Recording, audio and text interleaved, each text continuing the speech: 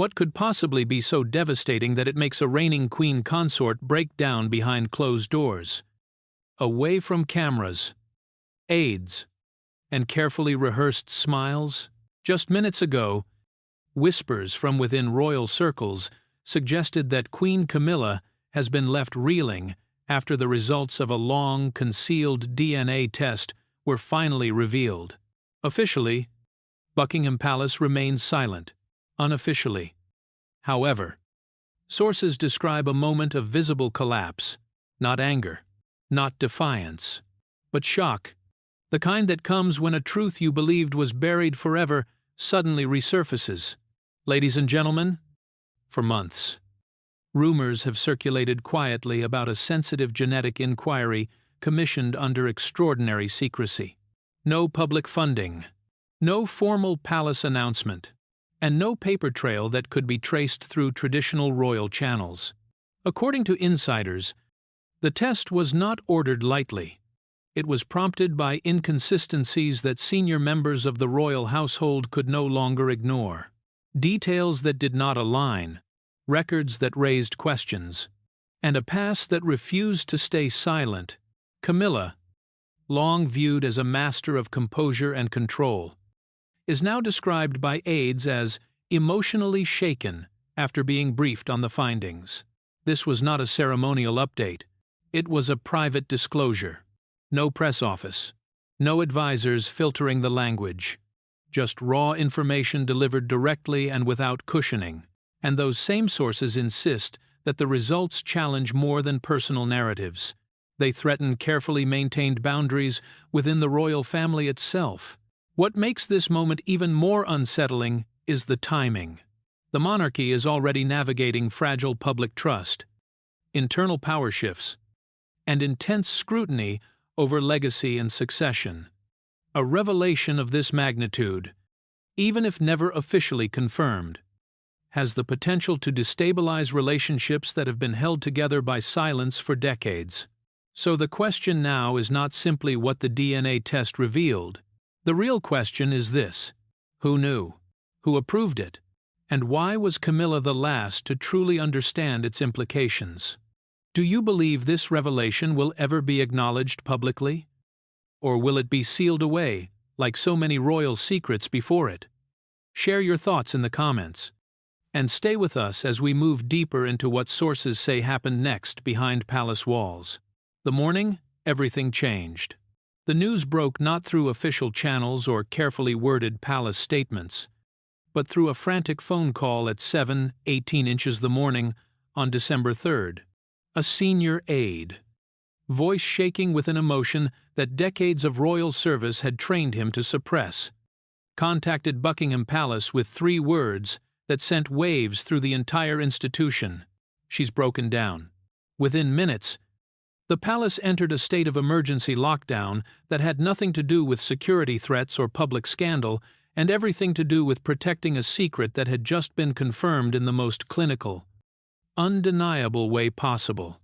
At Ray Mill House, where Queen Camilla had retreated, staff reported hearing sounds they had never associated with the composed, the resilient woman they had served for years, sobbing that seemed to come from somewhere deep and primal, the kind of crying that happens when a person's entire understanding of themselves suddenly collapses. One housekeeper who had worked for Camilla for nearly 2 decades later told a confidant that she had never heard such anguish. Not during the darkest days of public condemnation. Not during the years of being cast as the villain in Charles and Diana's marriage. Not even during the recent humiliations. The source of this breakdown lay in a thick cream envelope that had been delivered just after 7 that morning by a trusted aide who had flown overnight from Zurich. Inside was a document bearing the letterhead of one of Europe's most prestigious private genetic laboratories, a facility known for handling sensitive cases involving aristocratic families, inheritance disputes, and questions of lineage that could never be asked publicly, but demanded private answers. The document was brief, clinical, and absolutely devastating in its clarity. Queen Camilla had opened the envelope alone in her study, a decision she would later describe to Charles as both the bravest and most foolish thing she had ever done. The results inside confirmed what anonymous letters had suggested for months. What medical necessities had forced into the open. What whispered speculation had danced around for nearly half a century. The DNA analysis conducted with samples from multiple family members and verified through independent testing revealed truths about her children's paternity that overturned decades of accepted narrative. Her first call went to King Charles, who was in Scotland reviewing estate matters at Balmoral. Those who overheard the king's side of the conversation reported that he went completely silent after the initial greeting, listening for what seemed like an eternity before finally saying in a voice stripped of all emotion, "I'm coming now." He cancelled every engagement, ordered his helicopter prepared immediately, and within 90 minutes was airborne, racing south toward a confrontation he had desperately hoped would never arrive. The second call went to her children, Tom Parker Bowles and Laura Lopes. According to sources close to the family, both conversations were brief, anguished, and filled with the kind of apologies that can never adequately address the magnitude of what had been hidden. Tom reportedly asked only one question: "Does father know?" The answer, complicated and painful, was that Andrew Parker Bowles had always known, had agreed to the arrangement decades ago, and had maintained the fiction with the kind of aristocratic discretion that values social stability over emotional honesty. Inside Buckingham Palace, senior staff moved with urgent efficiency once the initial shock subsided. The information was immediately classified at the highest level of confidentiality. Only a handful of people, fewer than 10 inches the entire royal household, were briefed on the actual content of the DNA results. The rest were simply told that Queen Camilla had experienced a personal medical emergency and that all inquiries should be directed to a single designated communications officer who had been instructed to say absolutely nothing of substance. Prince William was briefed personally by his private secretary at 8:30 that morning. His reaction, described by those present as controlled but intense, revealed the complicated position he now occupied. This was vindication of sorts. Proof that the concerns about Camilla's judgment and her relationship with truth had foundation beyond mere protocol violations. But it was also a crisis that threatened to destabilize his father at precisely the moment when the monarchy needed strength and clarity. William's first question was reportedly practical and strategic. "Who else knows, and how do we contain this?" Princess Anne briefed shortly after William responded with characteristic directness. The truth was always going to surface eventually. She said, "Secrets of this magnitude don't stay buried in an age of genetic testing and public curiosity." Her concern wasn't moral judgment, but institutional stability. If the results became public, the questions would extend far beyond Camilla's personal life into territory that touched the monarchy's credibility on matters of lineage. A subject that, however outdated it might seem, still carried weight in constitutional and public perception. By mid-morning, as news of Camilla's breakdown spread through the tight network of senior palace staff, one question dominated every whispered conversation in every corridor of every royal residence. What exactly had the DNA results revealed, and how had a routine medical screening evolved into a crisis that left a queen consort sobbing alone in her study while the king raced south in a helicopter and the entire institution braced for a truth it had spent half a century avoiding? Let's dive into it. The subtle signs. To understand how the monarchy arrived on this devastating December morning, we must step back through the months of mounting pressure that made DNA testing unavoidable. The story begins not with scandal or accusation, but with something far more mundane and far more impossible to ignore. A medical emergency that required genetic information no one in the family wanted to provide. It started in late August when Tom Parker Bowles, Camilla's son, experienced a health scare that sent him to a private London hospital for comprehensive screening. The doctors reviewing his family medical history identified patterns that suggested potential hereditary conditions requiring genetic testing to assess properly. Routine procedure in modern medicine, but for a family with secrets embedded in its very foundation, nothing about genetics could ever be routine. Tom provided samples, underwent testing, and the results came back with markers that didn't align with the Parker Bowles family medical history on file.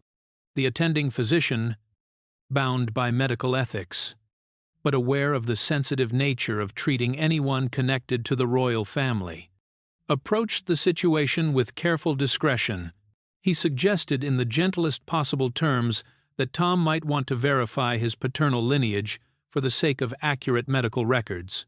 It was phrased as practical advice, nothing more. But Tom understood immediately what was being suggested, and the ground beneath his understanding of himself shifted in ways that no amount of aristocratic composure could fully conceal. Tom confronted his mother in early September during what was supposed to be a quiet family lunch at Ray Mill House. According to those who knew about the conversation afterward, Camilla initially deflected, suggesting that medical records from decades past were often incomplete or unreliable. But Tom pressed gently but firmly, and eventually she admitted that there were complexities in her past that she had hoped would never require explanation. She didn't confirm the specifics that day, but her inability to deny the implications told Tom everything he needed to know. Meanwhile, whispers had been growing louder in circles that intersected with both the royal family and the old aristocracy.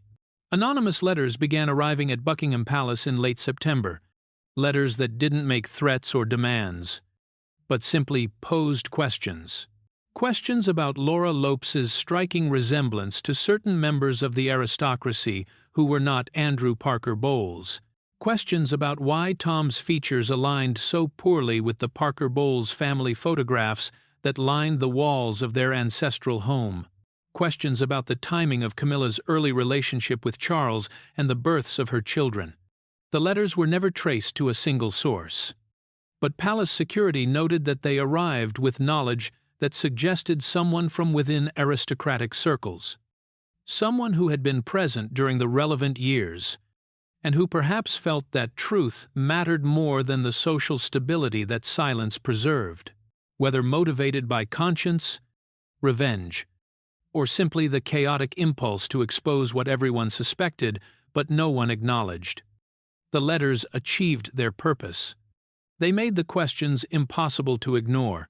By October, the situation had reached Prince William's attention through intelligence briefings that monitored potential threats to the monarchy's reputation.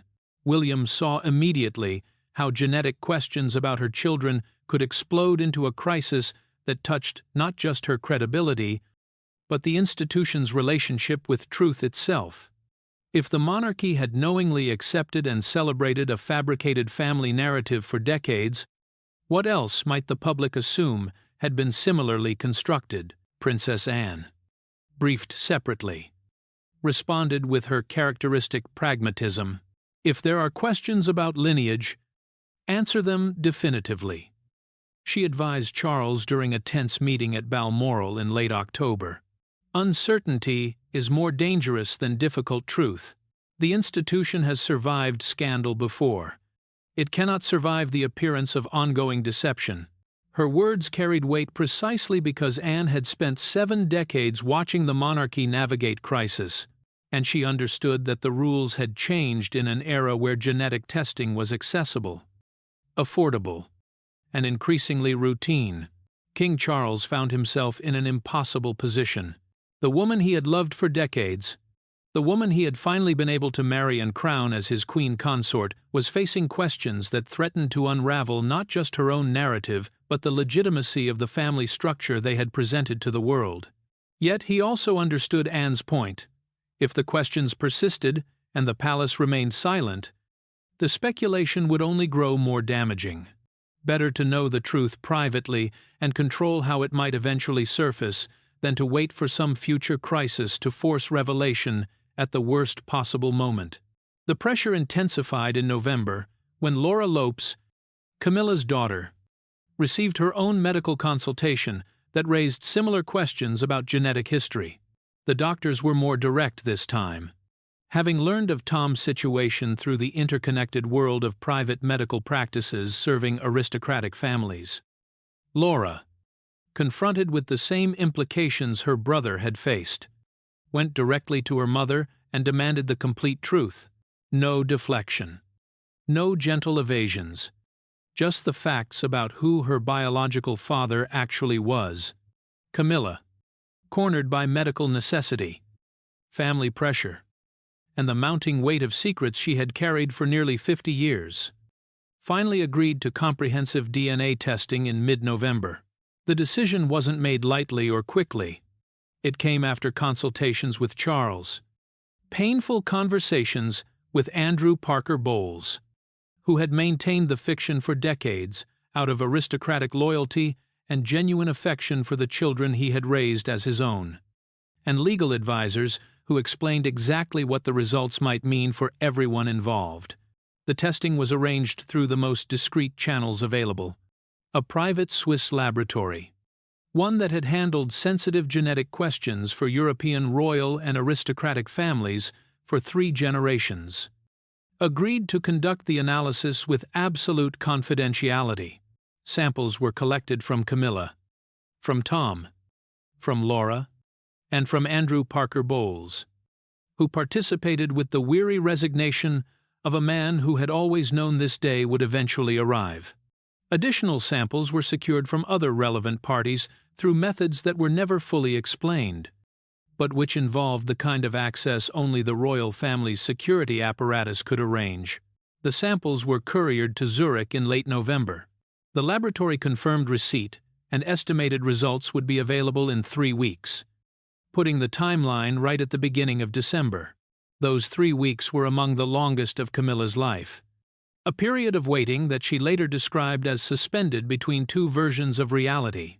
One where the family narrative she had presented for decades might somehow be confirmed despite all evidence to the contrary. And another where everything she had built, every relationship she had shaped, every public appearance she had navigated would be revealed as constructed on a foundation of deliberate deception. As November turned to December and the results grew imminent, Camilla retreated further into Ray Mill House, declining most social engagements and speaking to only her closest confidants. Charles visited when he could, but the tension between them had grown heavy with the weight of approaching truth. They both knew that whatever the envelope from Zurich contained, their relationship would be fundamentally altered by it. Some truths, once confirmed with scientific certainty, can never be walked back or softened by context. The secret testing process, the decision to conduct DNA testing through a Swiss laboratory, wasn't arbitrary or simply a matter of geographic convenience. It was strategic, calculated, and rooted in generations of European aristocratic tradition that understood some questions required answers, but could never be asked publicly. The facility chosen, located in a discreet building outside Zurich, had served royal families across Europe for decades, handling paternity disputes, inheritance claims, and lineage verification with the kind of absolute confidentiality that only extreme wealth and power could command. The sample collection happened over 3 carefully coordinated days in late November. Camilla provided her sample first at Ray Mill House, with a private physician she had trusted for years conducting the simple cheek swab in complete privacy. Tom Parker Bowles and Laura Lopes gave their samples separately, each meeting with the same physician at neutral locations away from anywhere that might attract attention or speculation.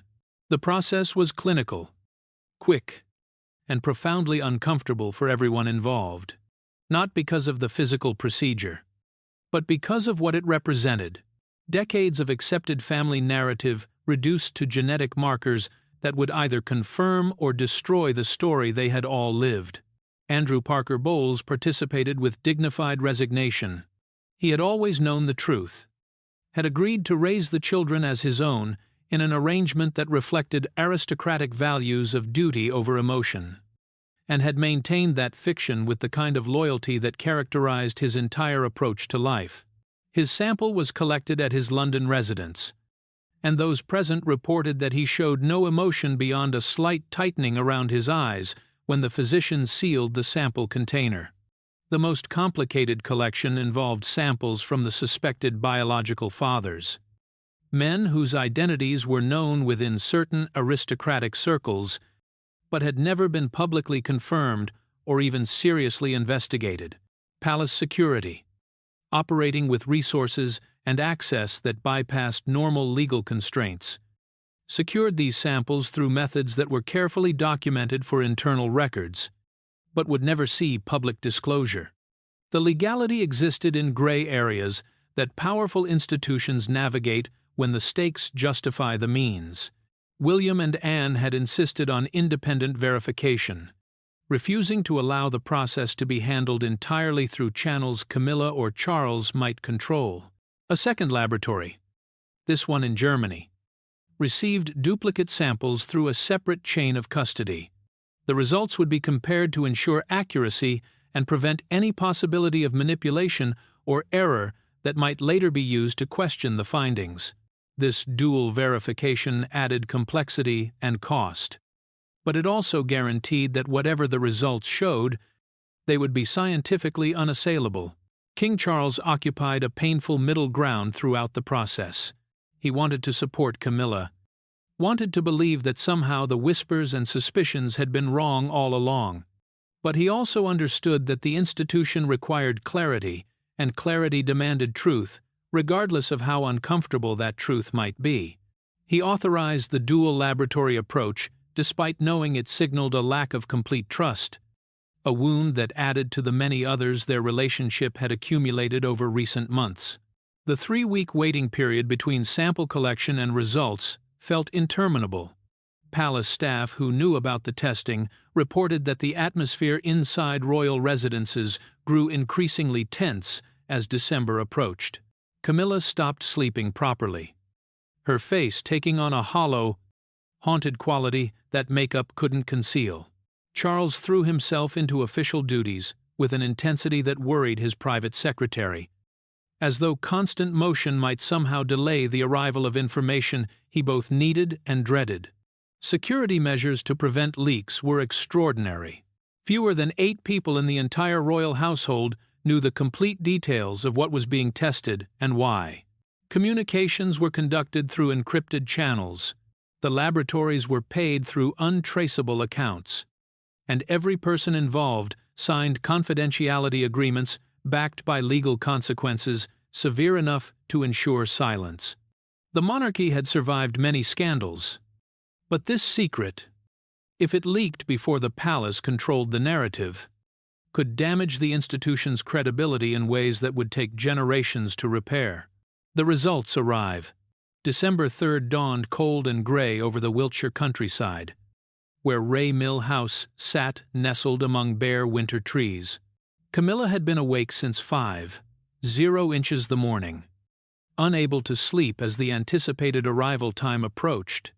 The courier from Zurich was scheduled to arrive at 7, and she had insisted on receiving the results alone, without Charles present, without staff hovering, without anyone who might witness whatever reaction the envelope's contents provoked. At precisely 7:13, a black sedan pulled through the gates. The trusted aide, who had flown overnight from Switzerland, emerged, carrying a leather portfolio that seemed far too ordinary for the weight of what it contained. He handed it to Camilla at the door with a brief nod. No words exchanged, and departed immediately.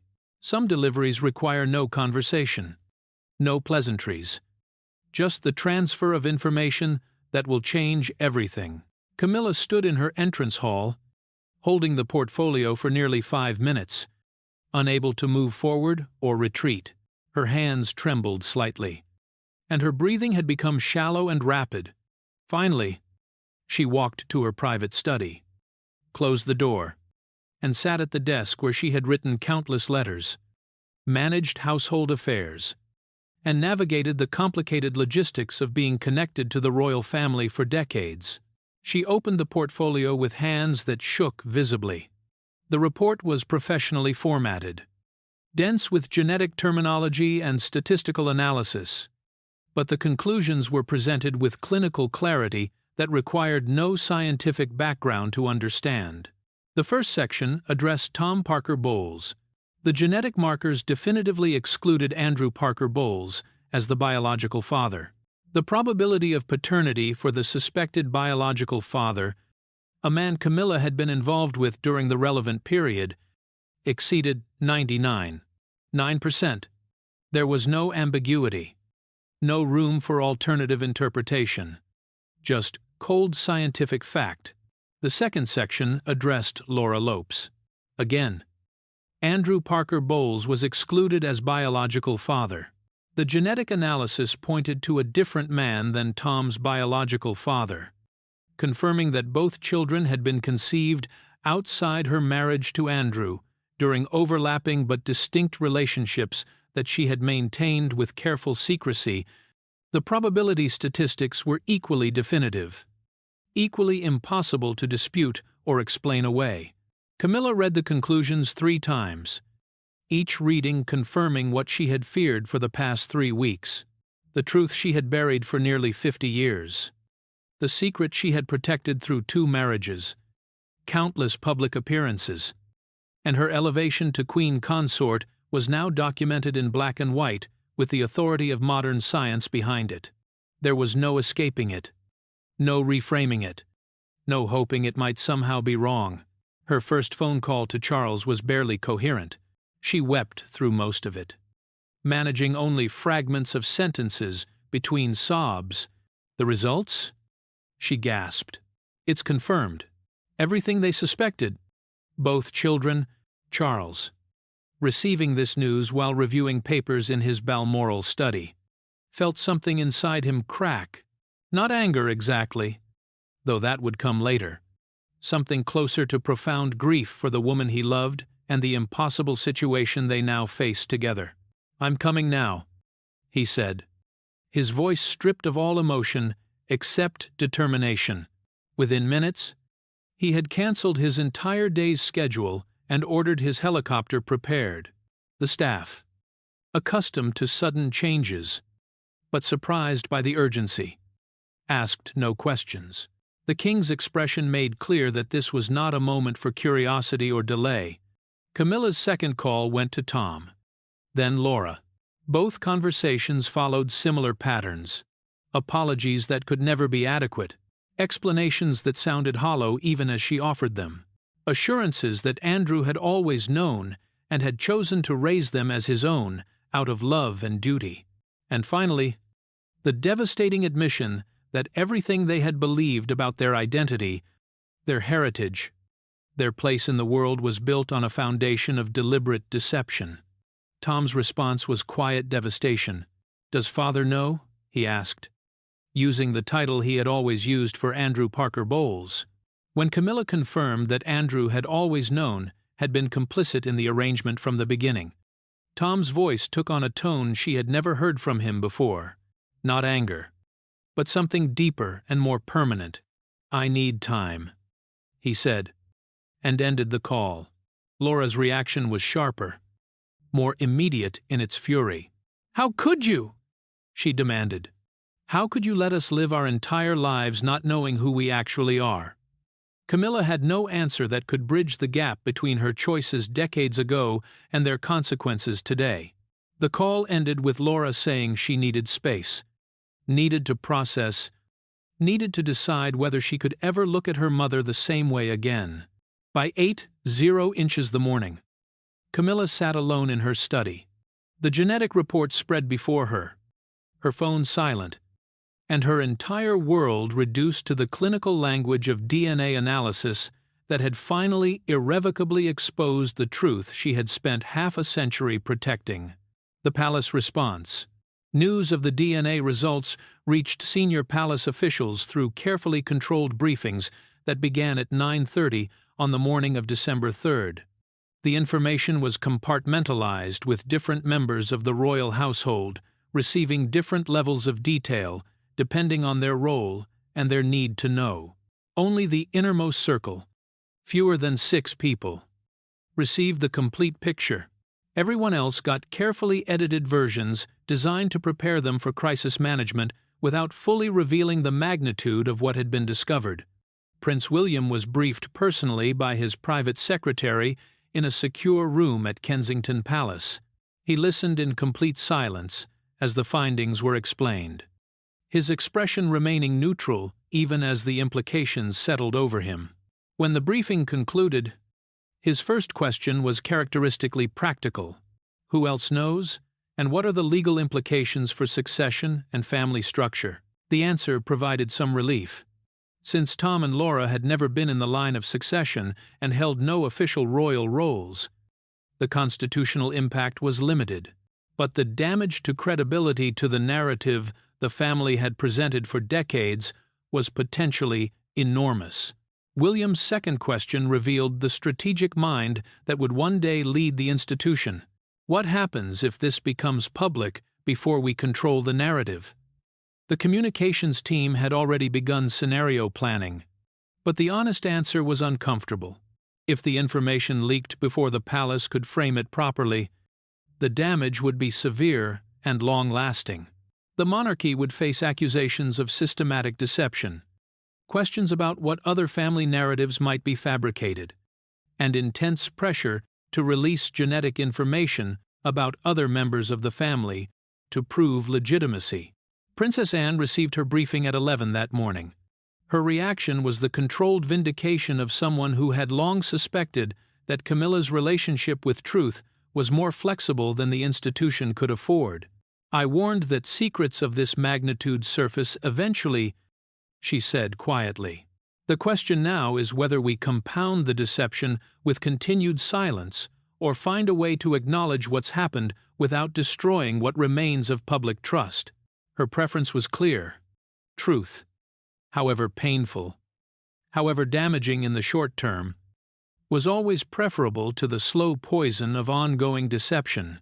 Catherine, Princess of Wales, was briefed separately by William later that afternoon. Her response reflected the careful balance she had always maintained between family loyalty and institutional responsibility. She expressed sympathy for Camilla's obvious distress, while also acknowledging that the situation represented exactly the kind of blurred boundary between personal life and public role that the monarchy could no longer afford. Her concern focused primarily on how the revelation might affect the institution's relationship with younger generations, who already questioned whether the royal family deserved continued public support. The legal team spent the afternoon reviewing implications from every conceivable angle: marriage laws, inheritance questions, potential claims from the biological fathers or their families, and most critically, whether any criminal deception had occurred that might expose the family to legal action. The conclusion was cautiously optimistic. Since no one had been materially harmed by the deception in ways that created legal liability, and since aristocratic families had historically handled such matters privately without state intervention, the legal exposure appeared minimal. But legal risk and reputational risk were entirely different calculations. Communication strategy discussions consumed the rest of the day. The palace needed to prepare for multiple scenarios. If the information remained contained, they could manage Camilla's position quietly through gradual distancing and reduced public presence. If it leaked, they needed prepared statements that acknowledged truth without appearing to celebrate or minimize decades of deception. The challenge was finding language that satisfied both those who would demand accountability and those who would see the revelation as unnecessary cruelty toward a woman already diminished. By evening, a consensus had emerged among senior advisors. The information must remain classified for now, but preparations for eventual public knowledge should begin immediately. That meant adjusting Camilla's future role to minimize visibility, ensuring that official family narratives no longer depended on claims about her children that might be challenged, and most critically preventing any situation where the palace might be forced to actively defend a version of events now proven false by genetic evidence. King Charles, arriving back at Raymill House by mid-afternoon, was briefed on these preliminary decisions by secure phone. He listened without comment, understanding that the institution was already moving to protect itself regardless of his personal feelings. The machinery of monarchy, once engaged, operated with ruthless efficiency that prioritized survival over sentiment. His wife sat devastated in her study. His stepchildren were processing life-altering revelations about their identity. And the palace was already planning how to manage the fallout with or without his blessing. The truth. King Charles arrived at Ray Mill House at 3:47 inches the afternoon on December 3rd. Emerging from his helicopter with an expression that staff later described as carrying the weight of decades compressed into a single devastating day. The normally composed monarch moved through the entrance with uncharacteristic hesitation, as though each step toward the confrontation waiting inside required conscious effort. He found Camilla exactly where he expected her, still in her study, still surrounded by the papers that had shattered her world 8 hours earlier. She looked up when he entered, and he saw immediately that this was not the resilient woman who had weathered decades of public condemnation. This was someone fundamentally broken, her face blotchy from hours of crying, her eyes red and swollen, her entire body seeming smaller somehow. The genetic report lay spread across her desk like evidence at a crime scene. And in a sense, that's exactly what it was. Evidence of a deception so profound that even those who had suspected the truth for years felt shocked by the clinical confirmation. "I'm sorry," she whispered as Charles closed the door behind him. "I'm so sorry." The words came out choked, barely audible, and utterly inadequate for the magnitude of what had been revealed. Charles stood silent for a long moment, trying to reconcile the woman before him with the person he thought he had known for most of his adult life. How many conversations had they shared over the decades? How many intimate moments? Shared secrets, plans for the future. And through all of it, this massive deception had existed beneath everything they had built together. "Did Andrew always know?" Charles finally asked, his voice carefully controlled. It was the question that had haunted him during the helicopter flight south, the detail that would determine whether Camilla had been complicit in active deception or merely guilty of maintaining a secret arrangement. The distinction mattered, though he couldn't fully articulate why. Camilla nodded, unable to meet his eyes. He knew from the beginning. "We made an arrangement." It was common enough in those circles in that era. A marriage of convenience that protected everyone's reputation and gave the children legitimacy they wouldn't have had otherwise. Andrew loved them as his own. He never treated them differently. Her voice broke on the last words. "He was kinder about it than I deserved. But you never told me," Charles said quietly. It wasn't an accusation exactly, more a statement of fact that carried its own weight. In all the years, all the conversations about honesty and truth, you never told me that your children weren't Andrew's. The pain in his voice was evident now, breaking through the controlled exterior. "Did you think I wouldn't understand?" Camilla's response came between sobs. "I was ashamed. I thought if you knew the full truth, knew that both children came from different affairs, you would see me differently, as damaged, as unworthy of the role I eventually hoped to fill beside you."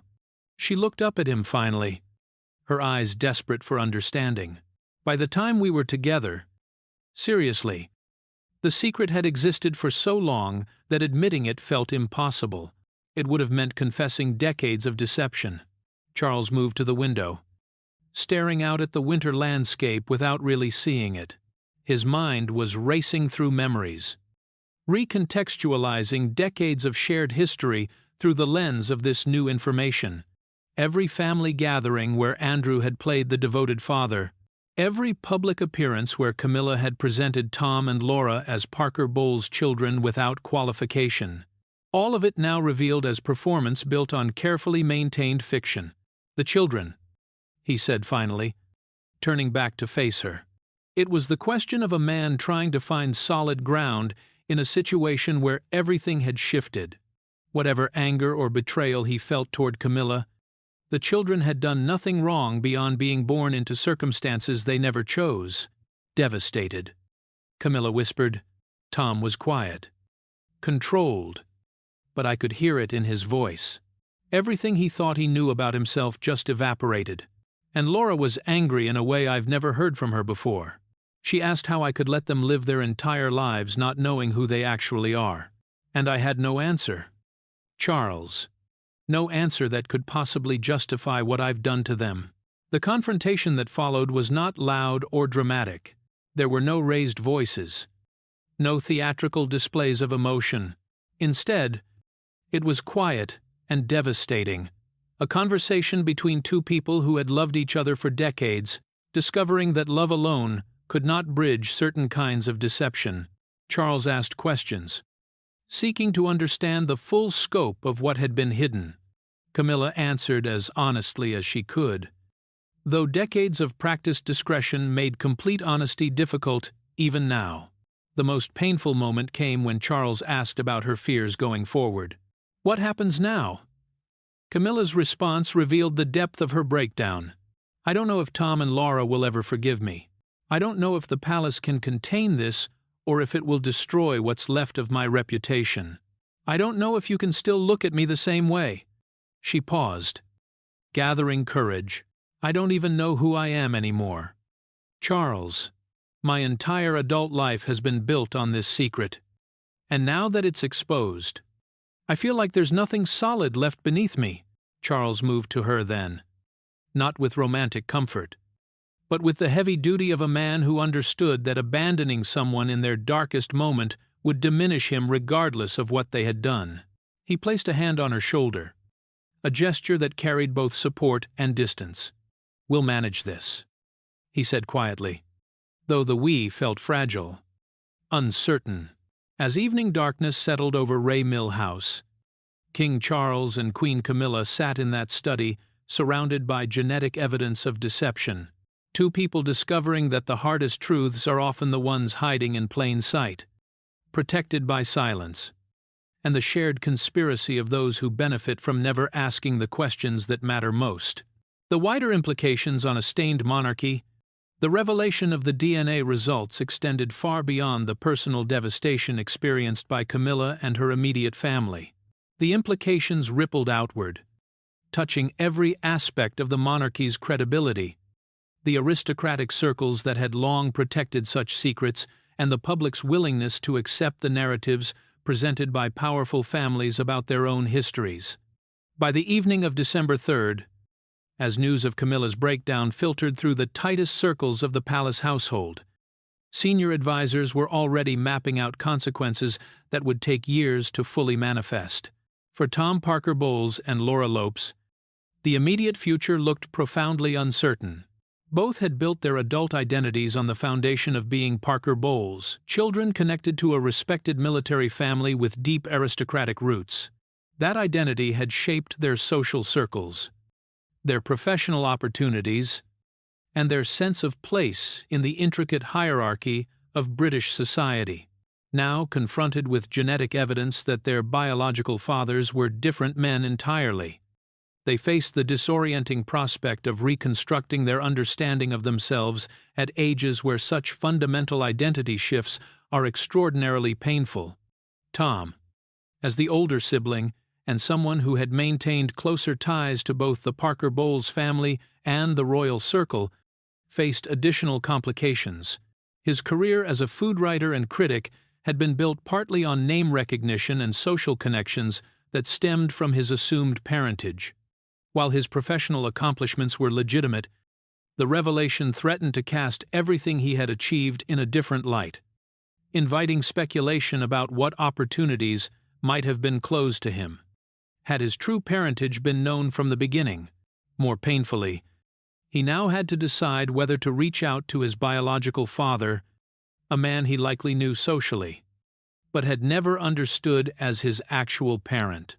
Laura confronted similar questions, but with the added complexity of her own children. She had raised them with stories about their grandfather Andrew, about their heritage and family history. Now she faced the prospect of explaining to them that much of what they had been told about their lineage was fiction, that their actual genetic heritage came from someone else entirely. The conversations she would need to have with her children mirrored the devastating conversation her mother had just had with her, creating a cycle of revelation and loss that would echo through generations. Andrew Parker Bowles occupied perhaps the most complicated position in this unfolding drama.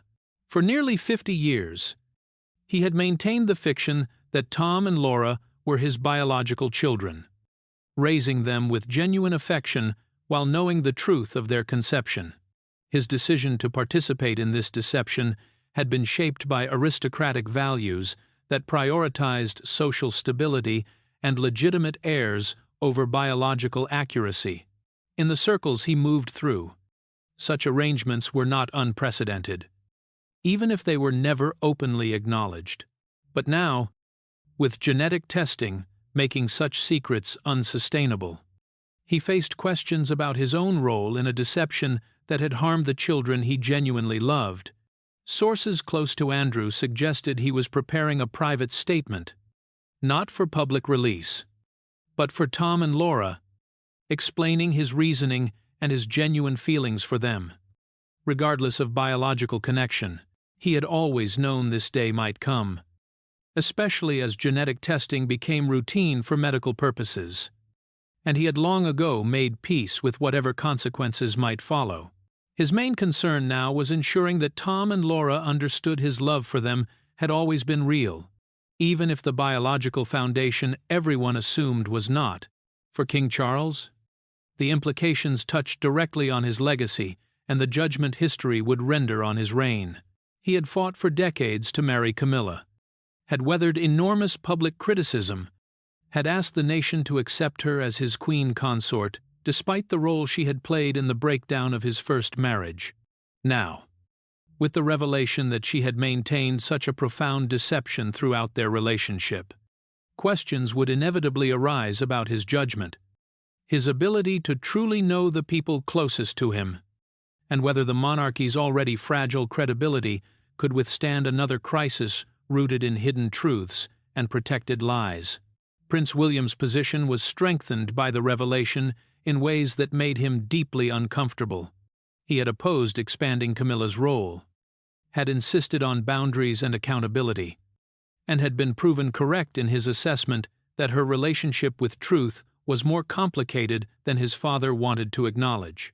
But vindication in this context felt hollow, offering no satisfaction when the cost was his father's pain and the institution's credibility.